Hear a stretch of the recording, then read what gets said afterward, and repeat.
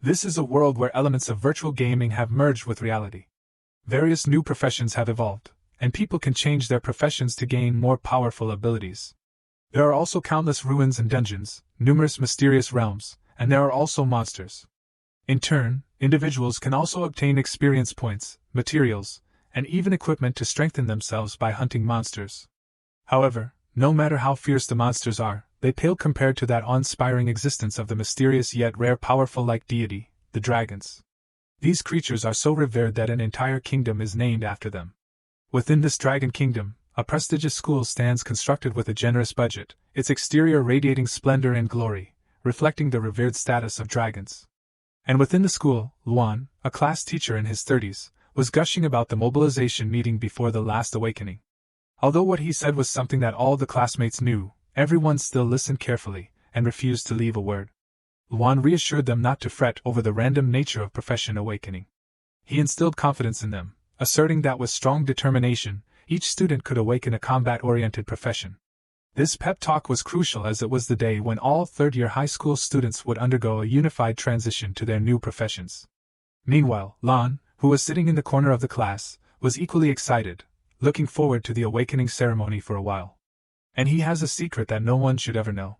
He is a transmigrator, and 3 years had passed since he had crossed from Blue Planet to this place. In the past 3 years, he has gained a clear understanding of the world. It's a world where the game blends with reality, and is thousands of times the size of Earth. In this world, there are countless secrets, and everyone can also hunt monsters to gain experience points, materials, and even equipment to strengthen themselves. At the same time, the world has evolved a variety of classes, each of which can be awakened at level 10 to gain more powerful abilities.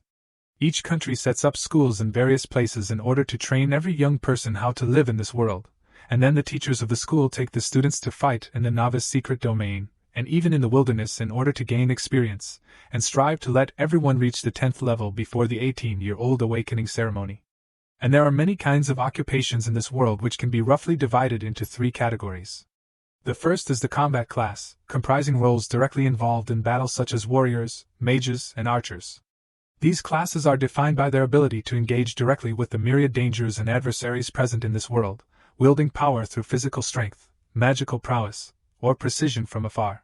The second category consists of specialized occupations, less populated but significantly impactful.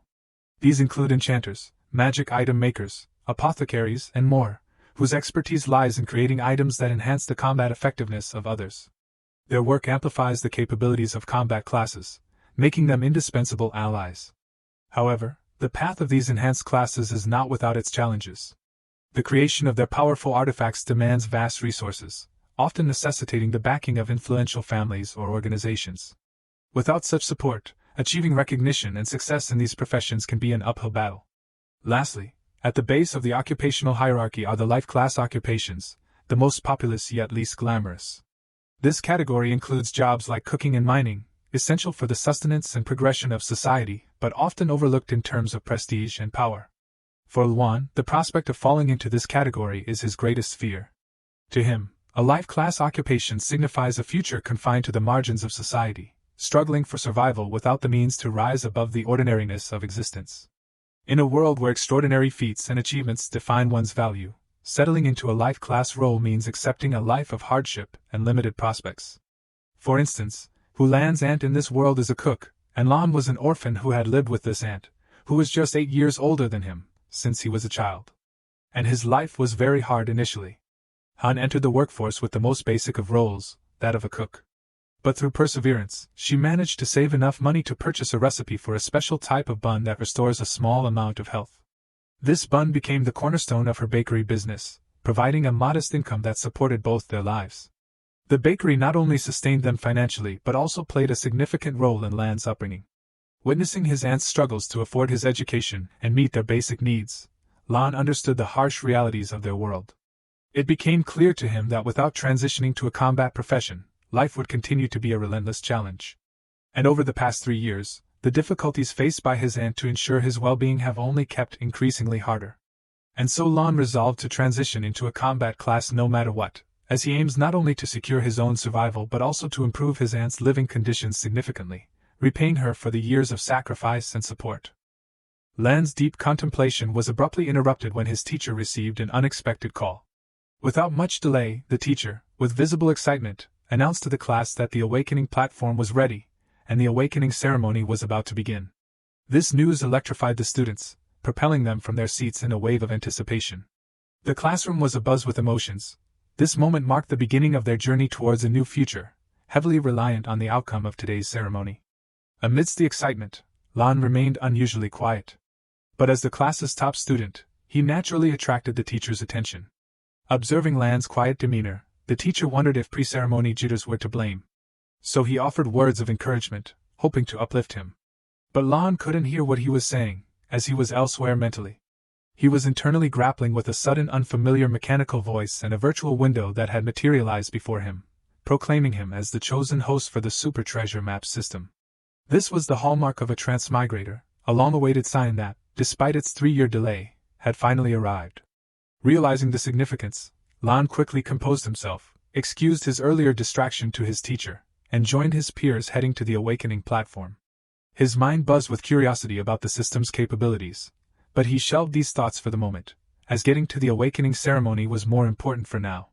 And so he hastened through the corridors, with his heart thrumming with a mix of elation and anticipation for what lay ahead. Not long after, Lan quickly found himself amidst the crowd in front of the awakening platform. The field buzzed with the energy of nearly 3,000 teenagers, all students from the 3rd high school in the Dragon Kingdom, ready for their pivotal moment. Each student, having reached the crucial 10th level, fulfilled the prerequisites for their profession awakening. The air was thick with a mix of excitement, surpassing even Lan's. With each student harboring their own set of hopes and dreams for the ceremony ahead, some harbored grand ambitions, dreaming of awakening to a rare and hidden combat profession that could catapult them to wealth and fame overnight. Others harbored more modest hopes, desiring any combat profession, even those like knights and warriors, who are often called to the front lines. This was a significant aspiration, especially for those whose parents belonged to non-combat professions and had endured hardships to afford their children's education.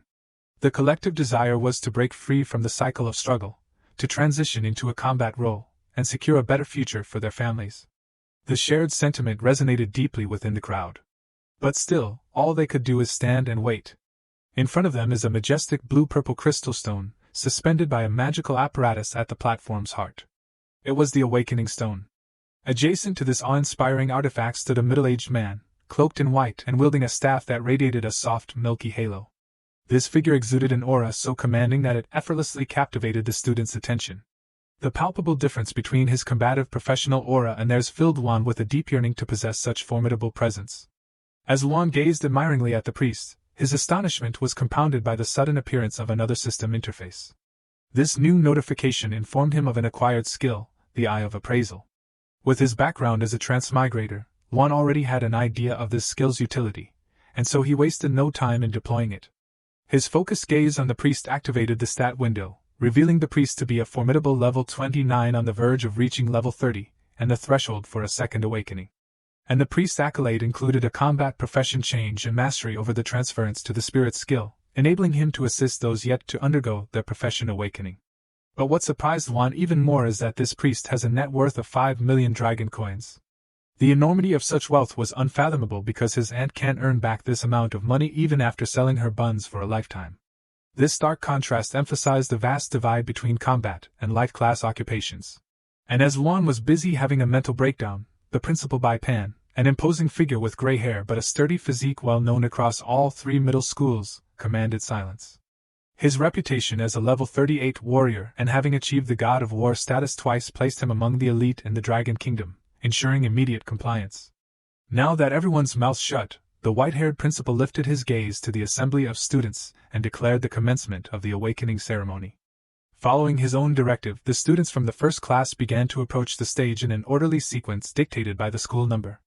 The air crackled with renewed excitement as Zhang Tao, a prominent figure among his peers known for his academic prowess and compelling appearance that captivated many, stepped forward as the ceremony's inaugural participant. This moment held the collective breath of all present, with anticipation swirling around whether Zhang Tao would emerge with a combat profession or not.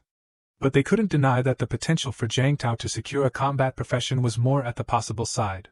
It is said that although he is also level 10, his attributes are much higher than those of other students. Although there is a certain degree of randomness in the awakening, the stronger the attributes, the easier it is to awakening to a combat profession, which is quite credible by many scholars. As the middle-aged priest intoned the sacred incantation, the transposition stone illuminated, casting Jiang Tao in a vibrant glow. Amidst the luminescence, an anomaly sparked. A fireball motif materialized, signaling a rare occurrence. The assembly watched in awe as Jiang Tao achieved what many had speculated. His academic excellence had indeed paved the way for him to awaken as a mage within the combat profession. This achievement marked him for a promising future. Mages, renowned for their high damage output, are invaluable for gathering materials in the wild or navigating dungeons without the need of a team. With the ceremony concluded and the light from the awakening stone receding, Jiang Tao, who is now a mage, returned to his peers amidst envious glances, while his face alight with triumph.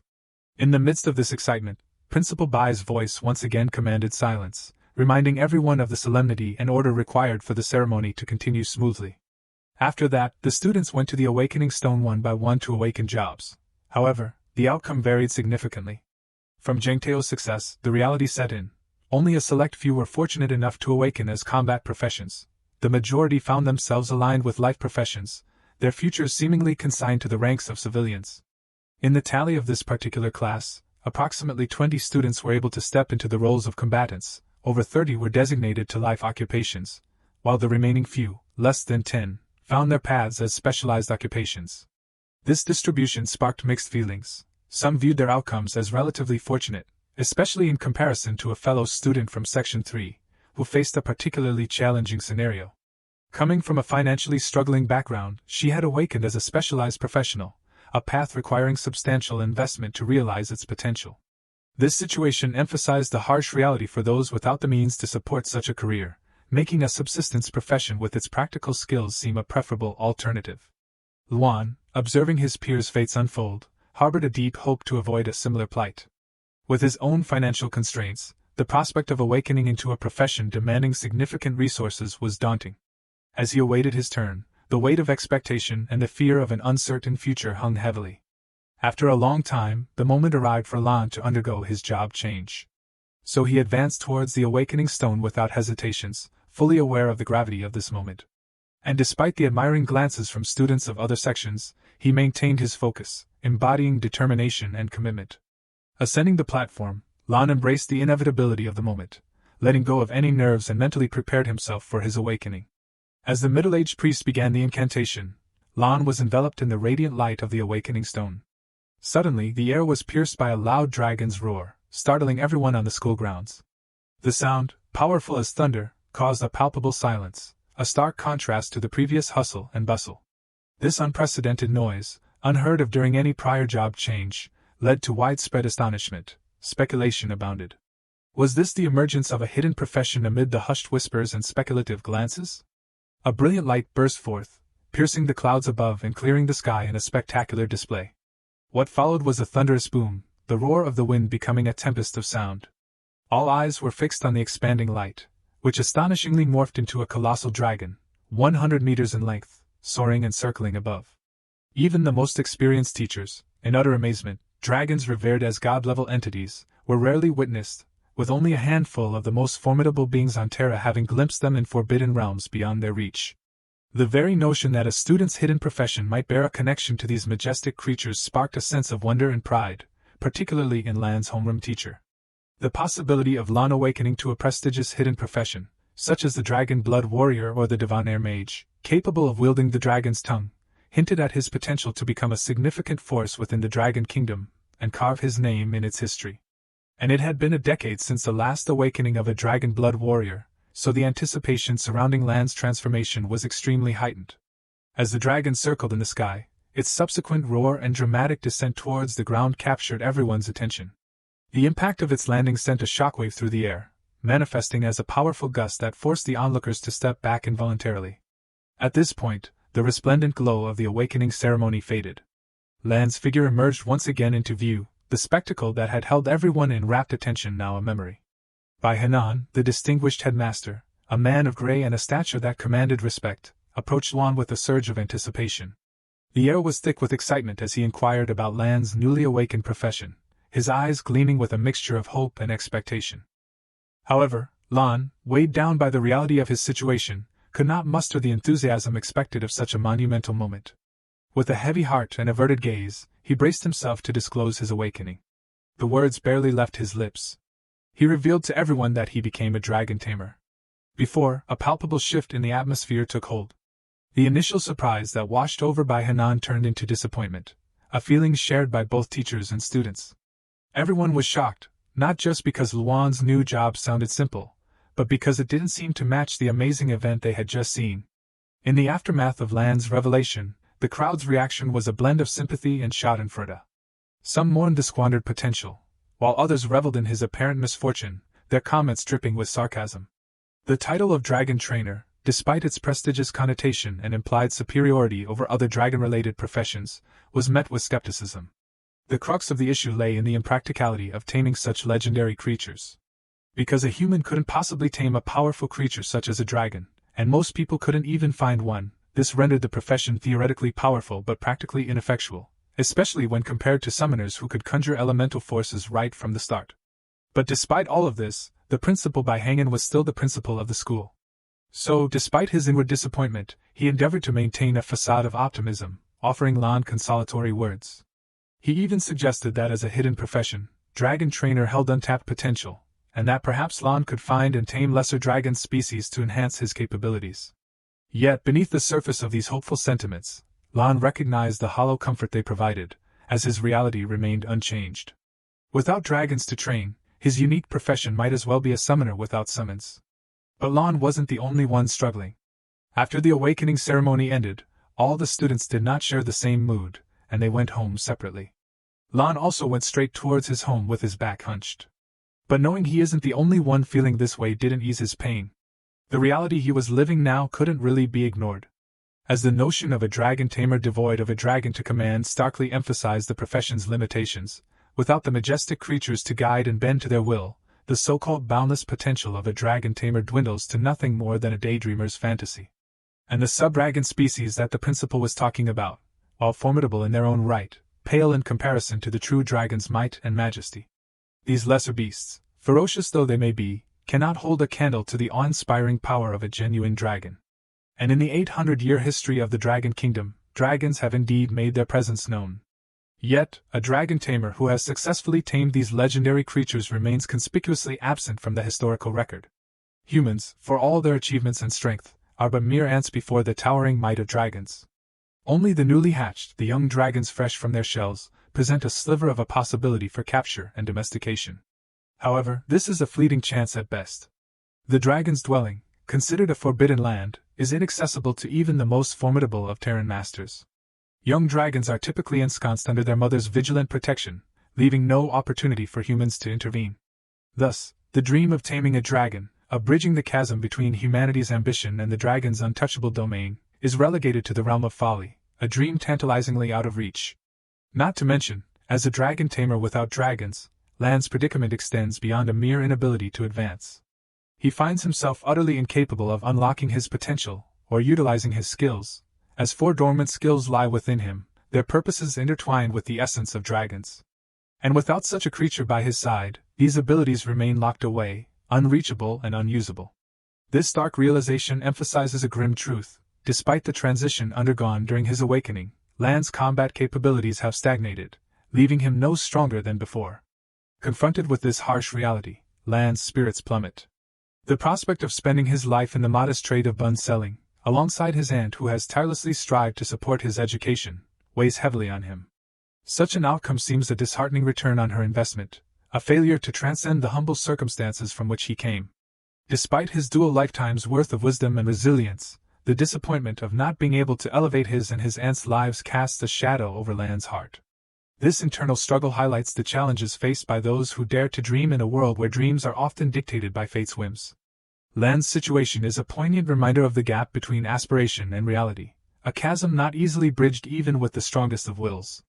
Yet it's his unwavering spirit, honed through experiences spanning 2 lifetimes, that sustains him amid despair, pushing him to find a path forward despite seemingly insurmountable odds. Lan continued wandering the narrow streets, lost in thought about how to deliver the news to his aunt. So preoccupied that he didn't realize he had arrived home until he was mere steps away. Their home was modest, with a bun shop on the first floor and a simple 2-bedroom and 1 living room set up on the second floor, where he and his aunt lived.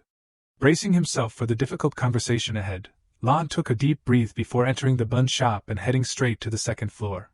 The familiar scent of rice greeted him as he ascended, indicating his aunt had prepared a meal in anticipation of his return. Determined not to dampen the atmosphere, Lan lifted his spirits and cheerfully greeted his aunt upon entering. As expected, Lan was greeted by his Aunt Hani, a radiant woman in her mid-20s, her hair neatly tied in a bun. Her appearance was striking, with fair skin as smooth as a peeled egg and features that could rival the celebrities Lan remembered from his previous life. She had managed to maintain her youthfulness and vitality despite the hardships of raising him. She exuded a grace that could easily outshine the elite of high society. Her warm smile instantly brightened the room, lifting the heaviness from Lan's heart. More than her beauty, it was Hani's kindness and affection that brought the greatest joy to Lan. She welcomed him with an open-hearted hug and gleefully showed him the meal that she had prepared for him, as she wanted to share the excitement of what she believed to be a milestone day in his life. Sitting down across from Lan, her smile never wavered as she eagerly inquired about the ceremony's outcome, asking what profession he had chosen. But Lan's excitement dimmed into disappointment, a change that didn't escape Hani's observant eyes. Sensing his dejection, she quickly adjusted her demeanor to offer comfort, suggesting that not transitioning into a combat profession might be for the best, sparing her the constant worry for his safety. She reasoned that a life profession could be just as fulfilling. However, Lan knew his aunt was just trying to cushion the blow for him, so he decided to be honest about his actual awakening, a combat class, and a hidden one at that. Hani's initial shock quickly transformed into sheer delight, nearly causing her to leap from her seat in excitement. Lan yearned to preserve the look of pride on his aunt's face, yet he understood the necessity of sharing the full extent of his new profession. With a voice tinged with hesitation, he disclosed his role as a dragon tamer. At this revelation, Hani's joy didn't waver into disappointment but shifted to a deep sense of understanding and empathy. She recognized the burden Lan had been carrying, knowing the immense pressure he placed on himself to not let her sacrifices be in vain. Her response was not just of acceptance but of immense pride and support. Wrapping Lan in a comforting embrace, she reassured him that being a dragon tamer, even without a dragon, was a testament to his extraordinary capabilities. For that, she was proud of him, and she had been proud for the longest time. Whether he chose to pursue higher education or not, she promised to support him, and if college wasn't in his plans, he could always help her with the steamed bun shop. With her culinary skills, they may not prosper in riches, but they would never face hunger either. Her words dissolved the anxiety that had plagued Lan, replacing it with the warmth of her unwavering support, prompting a grateful smile from him. With the atmosphere lightened, Hani encouraged Lan to start eating, pointing out that dinner was cooling off. Lan, now at ease but facing the generous spread of dishes she had prepared, felt a nervous sweat break out. The sheer volume of food seemed insurmountable, but the gesture emphasized the depth of Hani's care for him, making the moment all the more heartwarming. A few moments later, after changing into his pajamas, Lan lay on his bed enveloped in its softness and comfort. The day's events had left him mentally exhausted, and despite his fatigue, sleep eluded him. He felt weighed down by the situation he and his aunt were in. And when he got to hold onto her hand earlier, he noticed its unexpected roughness, a stark contrast to her young age of 26. At this age, she was supposed to experience her best years, but instead, she had to work ever since she took him in, and it seemed set to continue because of his newly acquired but seemingly futile profession. This realization was frustrating, and the fact that his profession is a hidden one wasn't helping either, as if fate was really mocking him amidst his turmoil. The familiar mechanical voice that had previously introduced the super treasure map system to him echoed again, igniting a flicker of hope. With the realization that he might still have an ace up his sleeve, Lan abruptly raised his head from the bed. Before him materialized the system interface, presenting him with a Day 1 treasure map as a reward. The presence of this system suggested a sliver of possibility to overturn his grim situation, teeming with potential as its name implied. Until now, Lan had only utilized its appraisal function, leaving the system's main features unexplored. Eager to know more, he promptly interacted with the interface. With this, a flood of information seamlessly integrated into his consciousness, offering Lan a clear understanding of its capabilities. The system's premise revolved around daily treasure maps, each leading to potential rewards upon reaching the designated location. These maps were categorized into 5 levels of increasing rarity and value: primary, intermediate, advanced, excellent, and god level. However, the level of the treasure map Lon would receive each day was random, as was the location for each treasure hunt. And should a treasure map's coordinates prove too distant or inconvenient, Lon had the option to merge it with others of the same level. By combining 3 maps of identical level, he could upgrade them into a single treasure map of the next higher tier. Overall, the system is simple, but it has placed a significant emphasis on luck. Should the treasure maps consistently point to high-level or inaccessible areas, Lon would be left with no recourse but frustration. Still, as long as he can make good use of this system, he could transform his current status from the weakest to among the strongest. With this resolve, he eagerly accepted his first daily reward. To his delight, the system transformed his intermediate level map to a divine level treasure map as a beginner's bonus. This unexpected upgrade sent a surge of excitement through Lon. Unlike the deceitful systems he had read about in his previous life's comics, the one he has is legit and very helpful. Of course, it's too early to be happy. If the coordinates of this treasure map were too far away for Lon to go, it would still be nonsense. Fortunately, it wasn't the case. The coordinates pointed to Mount Basin, a familiar novice training area merely 50 miles from Shanghai City. This locale was known for its manageable distance from the city and the relatively low level of its resident beasts, making it an ideal target for his quest. Lon had previously ventured to this area with his classmates under their teacher's guidance, engaging in combat with weaker monsters on the fringes of the mountain and stone plains. But the treasure map directed him to a deeper part of this terrain where creatures surpassed level 10, posing a significant risk to him. Yet, the allure of the god-level treasure map as his potential salvation from a life of obscurity compelled him to embark on this perilous journey without hesitation. And so, he planned to take the last suburban bus of the night, ensuring his arrival at the crack of dawn at 4 o'clock in the morning. Han Kei rose from her bed, prepared for another day of making buns. Despite the grueling routine, she never voiced any grievances, dedicating her efforts to support Lon. But on her way, she noticed Lon's room door was open, with the bed neatly made, indicating he had risen unusually early. This surprising sight led her to call out for Lon, receiving no answer in return. Concerned, she went into the living room and found a letter on the coffee table. Opening it, she recognized Lan's handwriting immediately. In his letter, Lon explains how he is now on his way to the mountain and stone plains, but she shouldn't worry as he assured her that he will be fine. And when he comes back, he will definitely let her live a good life. Meanwhile, inside the suburban bus, Lon was sitting still, mentally preparing for the challenges that lay ahead. When the bus reached its final stop, he disembarked along with other material hunters. Without exchanging words, they dispersed, each heading into the mountain and stone plains wilderness. Before long, Lon encountered a trio of material hunters. The group consisted of a formidable man with a build as if he was a former member of the military, exuding a strong presence. Alongside him was a woman whose beauty was marred by a malicious glint in her smile, prompting Lon to instinctively reach for his weapon.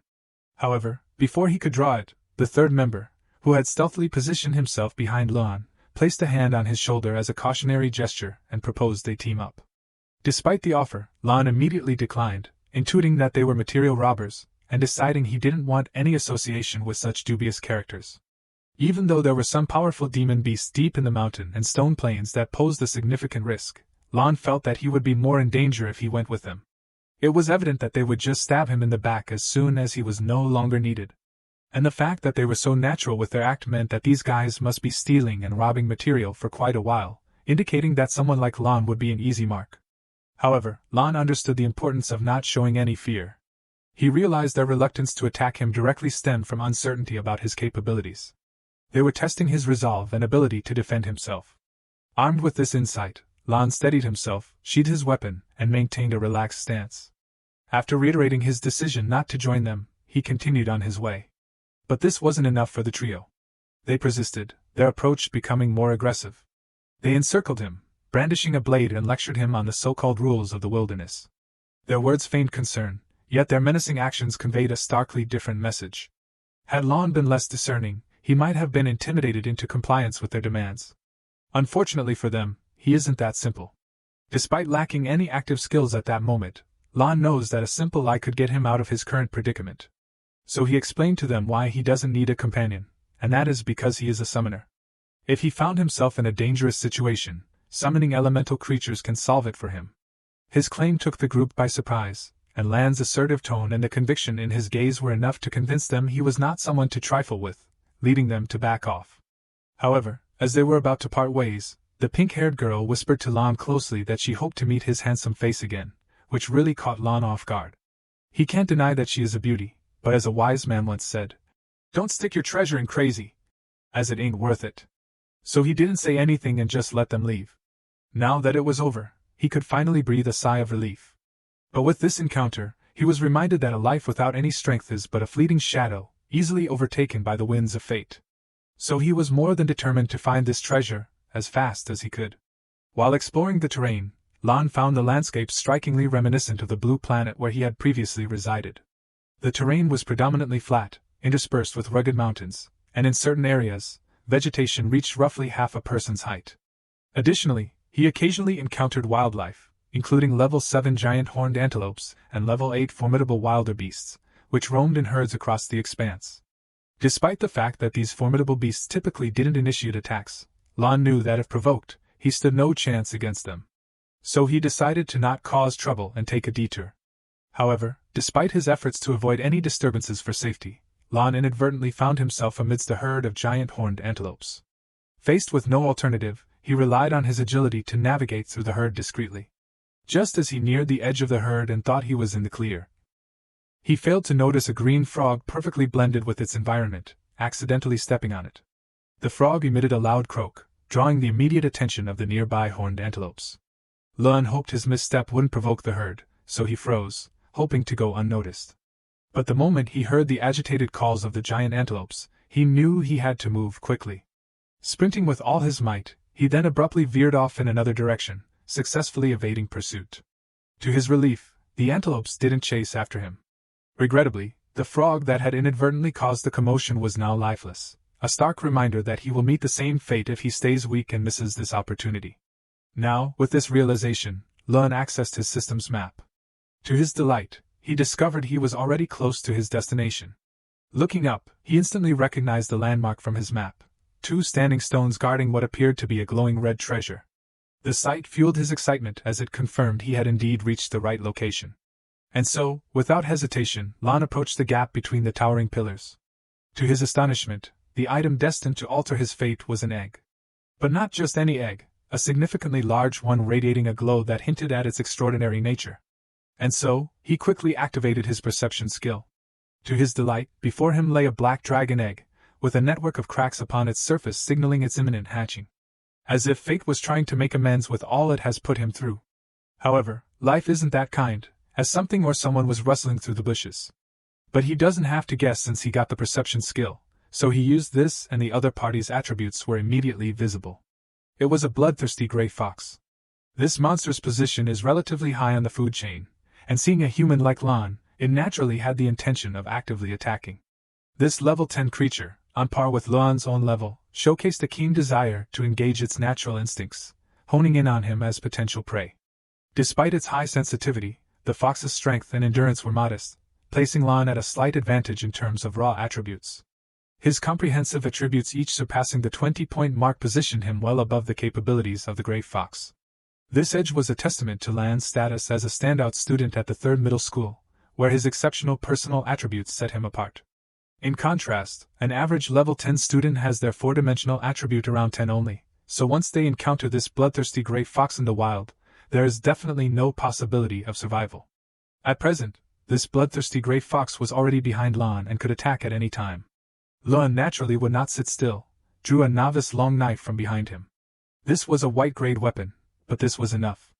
This was issued by the whole school when the 3rd middle school teacher took the students to the field to practice and temper their combat awareness, and it could only be used as a weapon reluctantly. As for attributes, this was slightly better than nothing, better than letting Lan personally fight the fierce beast with his fist. Seeing that Lan had drawn his weapon, the bloodthirsty gray fox also knew that it was time for him to take the initiative. Leaping out of the bushes, aiming for his neck. In response, Lan swung his blade towards the fox's head, aiming for a decisive one-hit kill. However, this monster wouldn't go down just like that, as it was known for its fast reaction. Intercepting the strike with its formidable teeth and claws, halting the blade in its tracks. And the next thing it did was to press on harder, planning on disarming Lan to counter it. Lan leveraged the fox's momentum, throwing it to the ground with significant force in an attempt to incapacitate it through impact. Now that they got some distance, Lon activated his perception skills once more. And since he could now see the rabid gray fox, an additional information was given. It revealed to Lon that it actually has 2 skills in its arsenal: the triple claw strike capable of causing bleeding, and bloodthirst recovery, allowing it to heal by drawing on its victim's blood. With these 2 skills alone, Lon realized he was outclassed, so he considered biding his time until the dragon egg hatched, hoping it would give him an edge. However, the fox's incredible speed thwarted his plan, closing the distance between them with astonishing quickness. Its claws aimed directly at Lon's eyes, forcing him to use his arms as a shield. The impact of the fox's claws left a severe, bone-deep wound on Lan's arm, from which blood flowed profusely. The huge pain made Lan's facial muscles stiffen, but as a top student, his sense of battle was quite strong. He knew he couldn't let this fox use its bloodthirst recovery while the fox is currently using its triple claw strike. This was an opportunity. He just needed to wait for it to finish and strike a decisive blow. With this in mind, he swiftly counterattacked with his machete, aiming to intercept the fox's second strike. Sparks erupted as their attacks collided, and as expected, with the other hand, it launched the third one. But unfortunately for it, Lon got that ultra instinct, dodging it at a hair's breadth. And now that it revealed a huge opening, Lon didn't think twice to give it the most devious back shot that sent it directly to the Shadow Realm. Defeating the level 10 monster, Lon gained 120 experience points, and could harvest its fur to sell at Shanghai City's material market. The fur of a level 10 beast like this could fetch around 80 dragon coins, a significant sum. Yet the risk involved in hunting such formidable creatures made it an endeavor typically undertaken by only the more capable material hunters. Just as Lon was trying to catch his breath and recover from the encounter, he was interrupted by a woman's voice emerging from the shadows, playfully congratulating him for killing the fox. It became clear that the trio he had encountered earlier had been observing him. Still, Lon tried to bluff once more, but he was met with laughter from the trio instead, as they had already seen through his bluff, deducing he wasn't actually a summoner since he hadn't used any skills during the fight. Even though he got injured, realizing his pretense was uncovered, Lon was frustrated but knew he couldn't just retreat. He still needed to secure the dragon egg. In a strategic move to distract them and buy himself some time, he kicked the carcass of the gray fox towards the trio as an offering. But this only made the old man laugh at him, as he couldn't believe the audacity of this youngster to actually treat them as fools. This piece of fur fox he is giving them is only worth 80 dragon coins. Even if he multiplies its worth to 100, they won't be persuaded to leave him be because what they truly want from the very beginning was the treasure he just found. With this, Lon realized that his initial efforts to mislead or negotiate were in vain from the start. Their ultimate goal was always the treasure he unearthed. So the only choice he has left was to run them hands and hope to live just long enough for the dragon egg to completely hatch. Unfortunately, these robbers were faster than the gray fox. He couldn't even react. The muscle guy's hand already made contact with his face, sending him flying a few meters away. And before he could get up, the lady had already placed her blade near his throat and pinned him down hard by her chest, leaving him stiff and unable to move. In that moment, Lan's options dwindled to none, leaving him at the mercy of the robbers.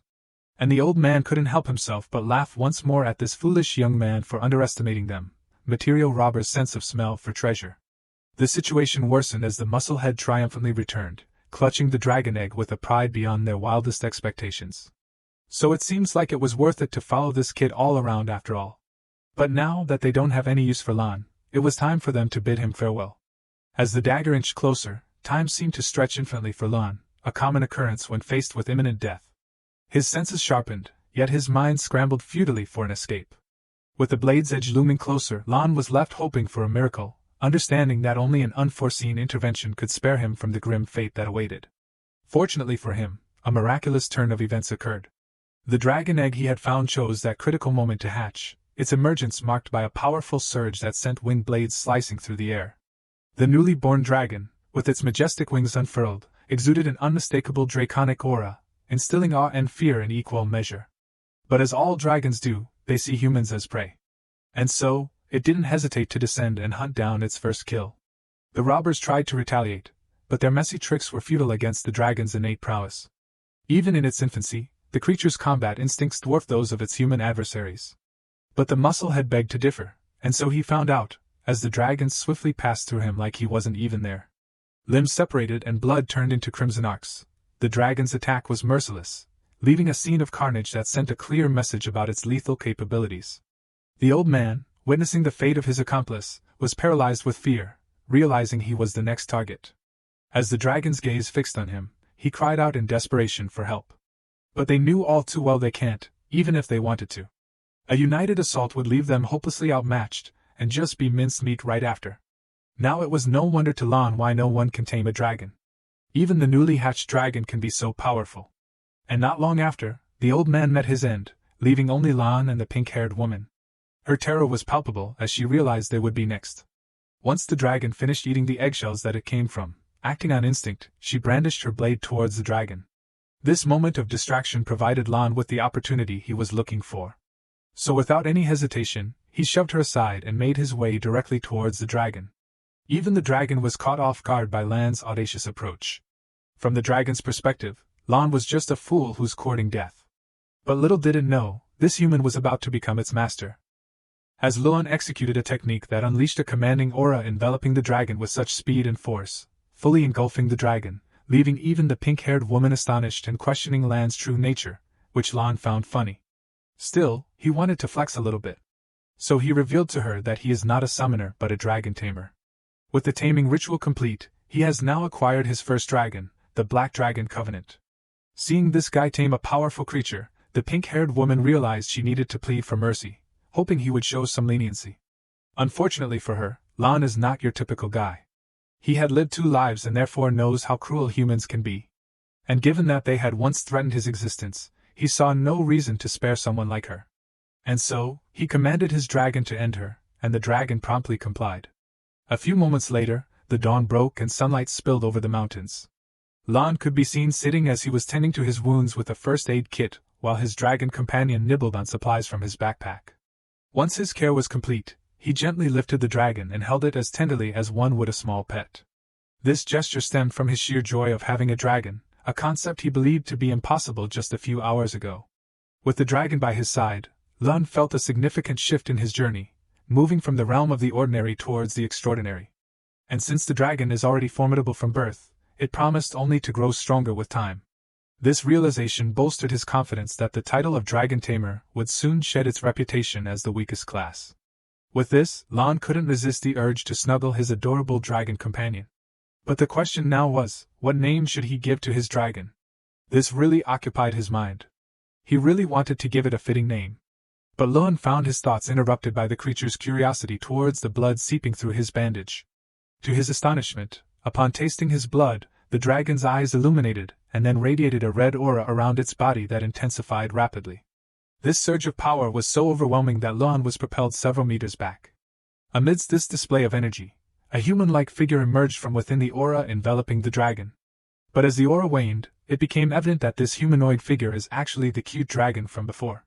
It just happened to have transformed, resembling a well-defined woman while retaining elements of its original dragon form, which really took Lan by surprise as he hadn't even considered this to be possible. Hey there, thanks for joining us today. If you had enjoyed watching our content, don't forget to show some love by hitting that like button and subscribing to our channel. It would really mean a lot to us. We have a lot of amazing content that we would love to share with you. So make sure to subscribe to our channel and turn on your notifications to never miss out on another one of our videos.